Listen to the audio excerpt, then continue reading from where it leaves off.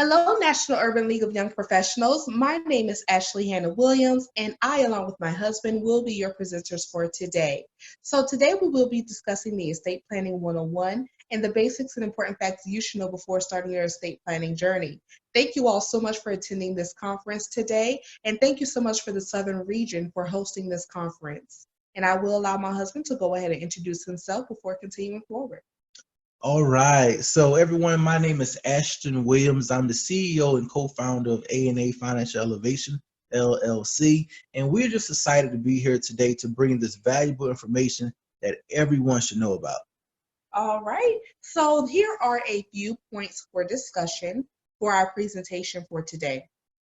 So we will be discussing data and statistics as it relates to the estate planning journey, the basic terminology and definitions, the importance and implementation strategies that you can utilize to ease your process through, the benefits and assistance that are accessible to you, as well as useful resources that may help you out along the way. Sounds like we have some great stuff we're going to talk about. Yes, we do. So did you know, right, 74% of Americans believe estate planning is difficult, right?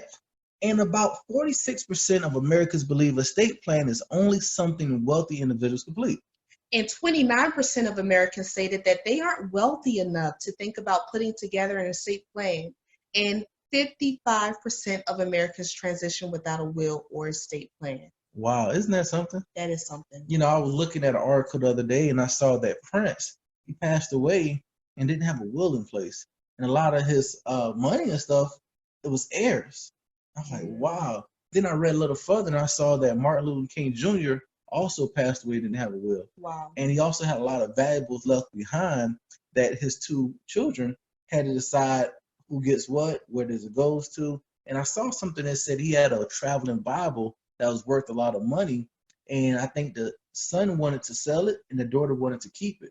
And it was kind of like a battle of, okay, what should we do with this? So just imagine if he had a will in place, that could save them a lot of hassle. Right, absolutely. And that's what we're going to be talking about today to assist you young professionals in regards to your estate planning, talking about different statistics and talking about the truth behind the statistics and how you can, become something more than these statistics that we have read here. So let's go ahead and dive in. I like that, the truth behind the statistics. Yes. There we go. Have you ever experienced any of the feelings previously discussed? If so, you're not alone and you are in the right place. At the right time. Yes. So, for the audience, Ashley, can you kind of explain what is estate planning just so they can have a better idea? Absolutely. So according to the American Bar Association, estate planning covers the transfer of property at death, as well as a variety of other personal matters, and it may or may not involve tax planning. So the core document most often associated with this process is your will. Awesome. And so what is a will? Can you explain that?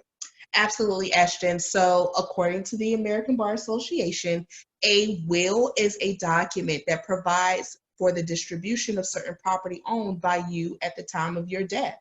And generally, you may dispose of such property in any manner that you choose. So this will give you the power to also control where your assets are dispersed after your death. So this is a very powerful legal document. Wow, valuable information. All right, and I see we have different types of will. I see we have a last will and testament.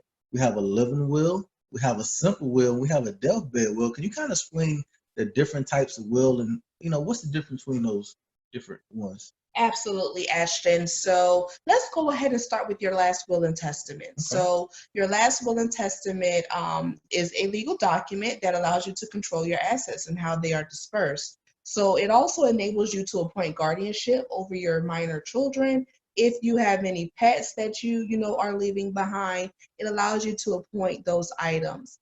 So your living will is a document that explains your wishes for your end-of-life medical care if you cannot speak for yourself. So your simple will is not so simple, actually. A lot of folks overlook the simple will, and it actually holds a lot of power. So you can actually get a lot of the job done with a simple will. And your deathbed will, just like the name, you actually create your deathbed will on your deathbed. A lot of attorneys see a lot of discrepancies with deathbed wills because of the state in which the person who is creating the will is in at the time. And also, Ashton, I just want to put out there, we are not licensed attorneys. So if at any point you have any questions about any of the items within this presentation, please seek legal counsel. We are certified financial education instructors, and we also are licensed notaries for the state of South Carolina. So I wanted to throw that out there before going forward. Yeah, absolutely.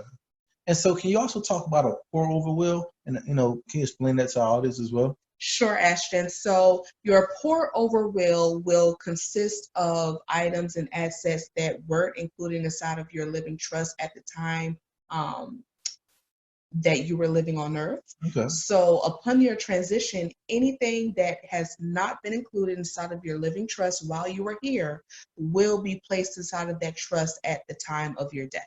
Wow, this is really valuable information. I can definitely tell you that. Yes, it is, sure. Ashton. All right, and so we have a few quick questions. We call it the Q&A. Our most common questions and answers. So one of the questions, what do I need to consider when preparing my will? Can you kind of talk about that? Absolutely, Ashton. So I know whenever we created our will, some of the key aspects that I thought about were obviously, our children. Mm-hmm. I also thought about, what assets that I may hold, like properties and different things of that sort. Who would I like to appoint as guardianship over my children? Who will take care of them the same way that we would take care of our children? Obviously we're business owners, so Yeah. that came to my mind as well. Who would I like to turn over the business to upon my death? A lot of folks have certain, flowers that they would like at their funerals. A lot of folks have certain people who they would like to, take care of their bodies, during this transition. So any type of funeral arrangements or wishes can be considered. So appointing executors over your estate as well. So those are some of the key items that I would think about, or, start off thinking about first whenever you are creating your will. Awesome. Great stuff. And so what is an estate without a will? Can you kind of talk about that a little bit? Absolutely. So an estate without a will is actually called an intestate succession. Okay. And the word intestate just basically mean, like you said earlier, without a will. And this is the process that, a lot of folks go through whenever they do not have a written legal will upon their death. So their assets and, their properties and different things of that sort would have to go through court. And the courts or, the state will have to decide who gets what and, what goes where. So that is the process of intestate succession. Awesome. And I know this is a really commonly asked question. I know a lot of people probably wonder about this question. So does my will have to be filed in court?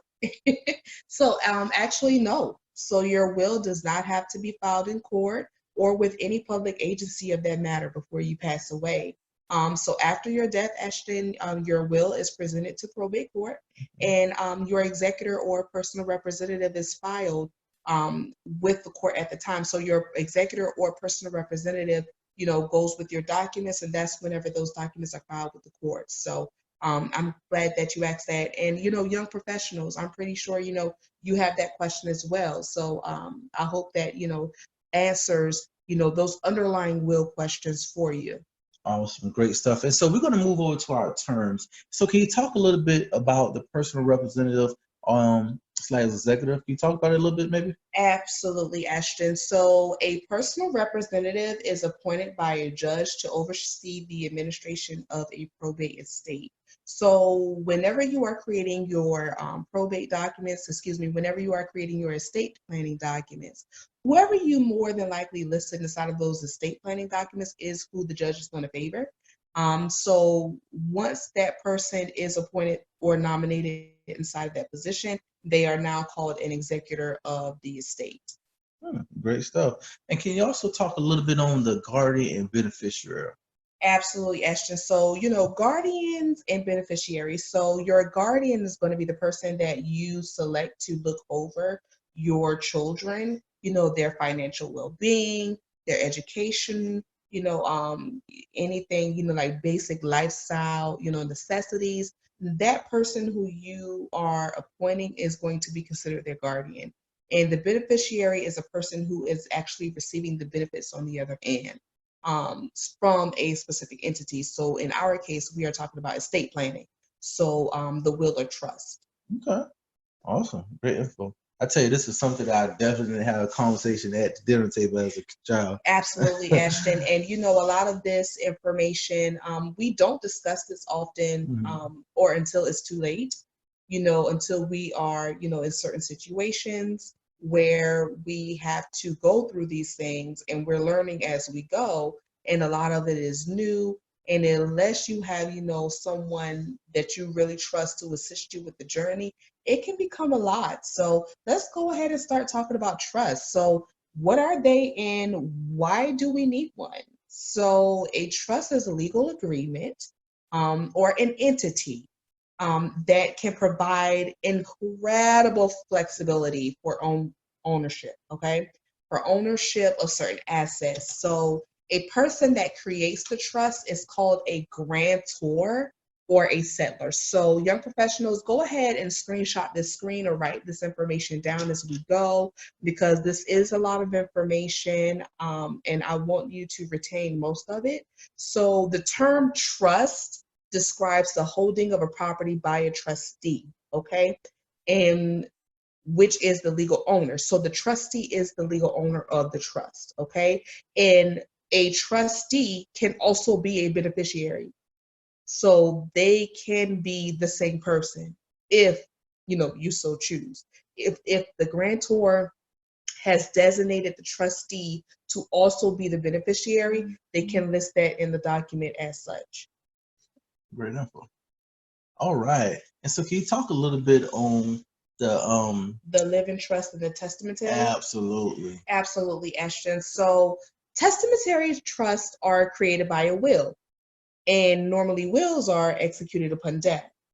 And we are actually going to be talking about a little bit further in the presentation about testamentary, the wording, and how much difference it makes as far as different trusts are concerned. And Testamentary, I like the way they got that. Right, testamentary. And living trusts are created while we are still alive. Hence, living trust. Yeah, this is something I did not learn in school for some reason. All right. And so I'm going to let you can break this down a little bit. Absolutely, because this can be kind of hard to understand, but I am definitely going to break it down in a way that it is understandable to everyone who's listening today. So revocable, irrevocable, and probate. Revocable, irrevocable, and probate. Just, oh man. Yes. So these are commonly used terms whenever we are talking about trust. So you remember earlier when I stated that we would be talking about irrevocable is terminology and how it makes a difference in the type of trust that we're creating. Well, this is that moment. So revocable implies that the trust can be revoked or changed while the settlor or the grantor is still living, right? Wow. And irrevocable means that it cannot be changed or revoked by the settlor or the grantor. And you remember whenever we were talking about wills earlier and we were discussing probate and different things like that? Well, probate is the legal process. So probate court is the legal process of transferring your assets to your heirs and paying any debts that you may owe after death.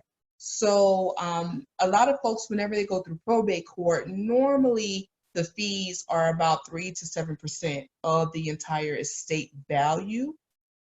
So you can imagine, that can be pretty expensive. Let's just think about, $100,000 estate value, right? And that's on the low end. If someone's estate is valued at $100,000, well, 3 to 7% is just going to go into, probate court fees and different things like that. Wow. So that's why it is so important to create a living, revocable trust while you are still here, because only a revocable trust can avoid probate. Irrevocable trust cannot. So that's why I stress the importance of that, because if you would like to save your loved ones, thousands of dollars in court fees, I would strongly advise to go ahead and create that revocable living trust and hold your assets in there to avoid those costly probate costs. And, your heirs, the beneficiaries, whoever you have appointed to enjoy those assets or look over them for you at the time of your death, they can enjoy that a little bit more easily. Great information and Yes. detail. Thank you. All right. So we got financial and healthcare power of attorney. Can we talk on that a little bit? Absolutely, Ashton. So now we are nearing the last parts of our presentation, Okay. Which are, the power of attorneys. So I'm not sure how many young professionals out there can attest to this, but if you thought that a power of attorney was an actual person, go ahead and raise your hand.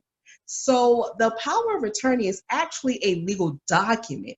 It's a piece of paper. So a power of attorney is not an actual person. The power of attorney is the document that appoints the person, okay, to act on your behalf of private affairs, business, healthcare decisions, financial affairs, or some other legal matter. So I myself have thought at one point in time that the power of attorney was the person until, I became educated that the power of attorney is actually the legal document appointing the person, to act on our behalf of those affairs. So we can go ahead and talk more in depth about that.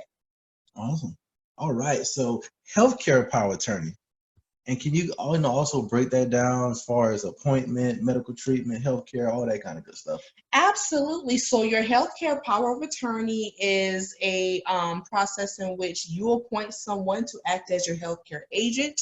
Some folks call them a representative, some call them a proxy, or a patient advocate. So, once you have appointed them, they can assist you in decisions that are centered around medical treatment and healthcare. So whenever you're seriously injured, whenever you're terminally ill, or otherwise just unable to make decisions regarding your own healthcare, that's where your patient advocate or proxy or representative comes into play. And I just want you to know that you do have the power to revoke your healthcare power of attorney document if at any time you feel as though they are not acting in your best interest. Your doctor also has the right to revoke or start the revocation process of revoking the proxy or patient advocate that you have appointed if they feel as though the agent is not acting in the best interest of you. Wow, now that's great. Make sure your doctor actually has the right to be able to revoke as well. Man, that's powerful information. That is very powerful, Ashton. Yes. Wow. So we have some important points real quick. And Ashley, if you can kind of dive into some of these different points that I think it'd be good for the audience to know more about. Absolutely, Ashton. So, your healthcare power of attorney takes effect whenever your primary physician has determined that you no longer have the ability to make your own decision. So that is when your healthcare power of attorney is actually, activated. And, I would strongly advise you pick someone that who knows you well, right? You pick someone that that genuinely cares about you and your best interest. And you pick someone that, can handle the responsibility of making difficult decisions in a difficult time. And last but not least, I want to, emphasize that you can revoke your healthcare power of attorney at any given time, orally or in writing, as long as you make it clear that you intend to revoke that position from that, particular person. Great stuff. Great stuff.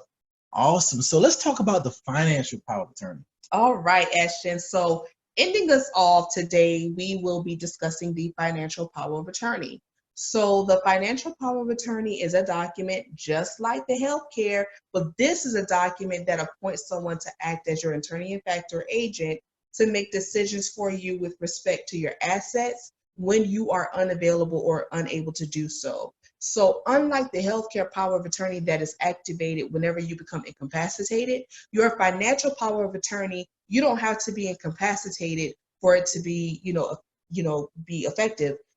All it requires is that in your absence, that person that you've appointed can act on behalf of your financial affairs. Wow. So you're saying if I'm out of town, they can actually go get money or make a financial decision for me. That is correct, Ashton. Hey, if you have a property that you're closing on, and you can't attend the closing, your financial power of attorney can actually assist you with that. So, Hey, that's good to have. I think everybody need one.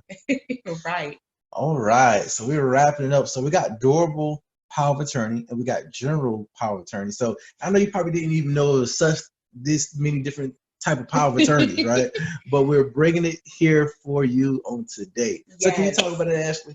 Absolutely, Ashton. So we are bringing the heat as well as, educating the masses on this amazing information. So the big difference between a durable power of attorney and a general power of attorney. So a durable power of attorney is effective after the principal becomes incapacitated, and a general power of attorney is terminated the moment the principal becomes incapacitated. Wow. So you see how that works? Yeah. Like, it's like, honestly and truly, who would know that there's so many different, ins and outs of this process? And I can see why a lot of folks, get discouraged. Yeah. Because it is a lot of information and it does take a lot of time to understand it all. But us being here today, educating the masses, absolutely will definitely ease a lot of that tension. Absolutely. And if you're watching this, and if definitely screenshot it and have it with you, because knowledge is power. Well, let me take that back. Applied knowledge is power. Right. Yeah. Yes. All right. So commonly asked questions. All right. So can I still manage my affairs if I sign a POA, power of attorney?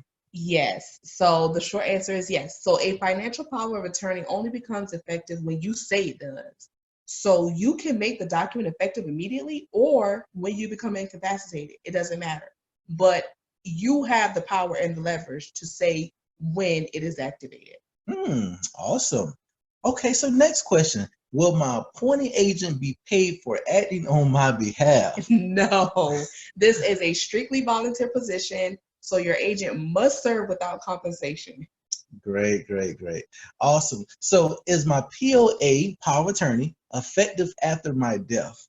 So actually, Ashton, unlike a will, a Mhm. power of attorney actually terminates upon the principal's death. So whereas your will is activated amongst your death, your power of attorney is terminated after your death. Makes sense. Awesome.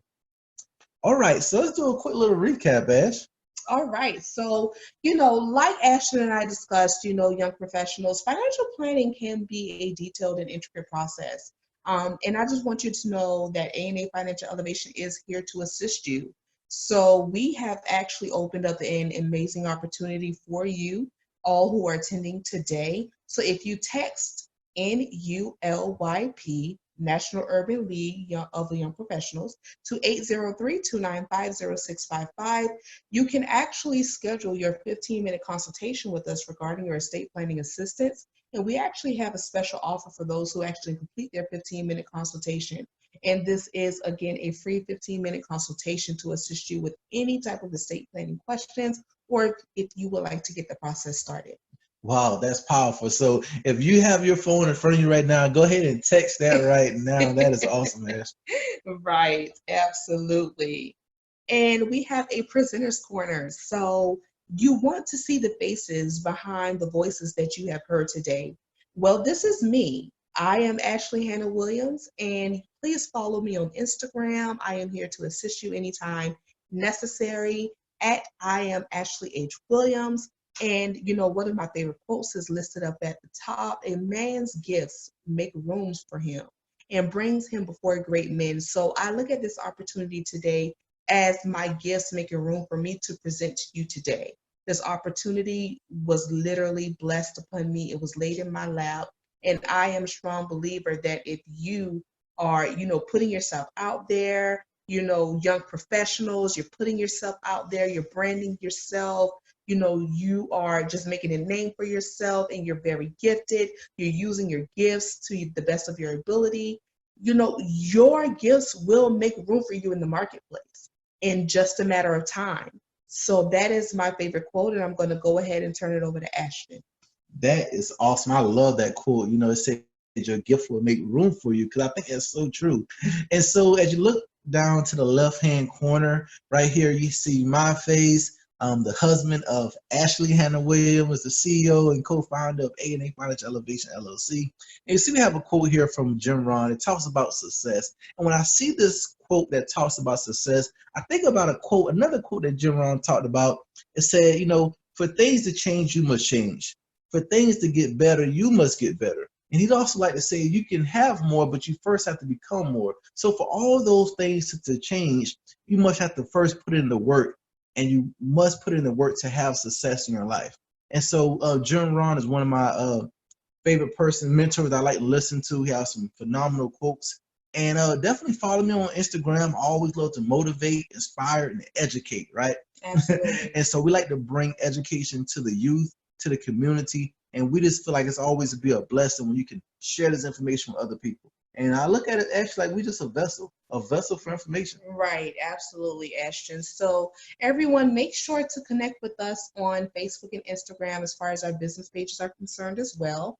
So at AA Financial Elevation on Instagram and A&A Financial Elevation LLC on Facebook. And one thing I want to say, Ashley, on our social media platforms, we do a lot of educating, so we put a lot of great content out there as well. So if you're following those, you will be educated. Right, absolutely. So definitely keep in contact with us. We do have our mailing address listed here, our telephone number, our website, as well as our email address. So you can definitely screenshot this page. We hope that we have educated you today on everything that you need to know in order to get this process started. We also hope that we have eased a lot of the questions that you may have or had prior to coming to this presentation. Again, my name is Ashley Hannah Williams. Thank you so much to the Southern Region of the National Urban League of Young Professionals for hosting us today. And I'm going to go ahead and let Ashton close us out. All right, and I am Ashton Williams here. And one of my favorite things I like to tell people, if you have questions, we have answers. So reach out to us if you have any questions. Take care. Bye-bye. Bye.